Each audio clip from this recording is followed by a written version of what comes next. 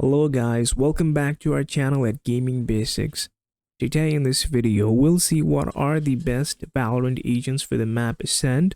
ASCENT has a simple layout like the popular map Dust 2 in CS2, with simple paths to A and B sites, and a mid area that can lead to either of the sites. So let's see what are the best Valorant agents for the map ASCENT. We will be considering every role while selecting the best agent. For a duelist, you cannot go any wrong with Jet. If you want to lock in more of the attacking power, adding one more duelist like Reyna will only enhance your team's strength. For initiators, Sova is a must pick. Sova excels on ASCENT due to several wallbang spots. For the role of controller, Omen is the way to go since the Astra nerf and Brim smokes being out of range, hence Omen can smoke from anywhere on the map. For the role of Sentinel, Killjoy can help lock down either of the sites, and her ultimate is top notch for taking sites and for retakes. So these are the best Valorant agents for ASCENT. Thank you so much for watching the video. If you like our video, please leave a like and do not forget to subscribe to our channel.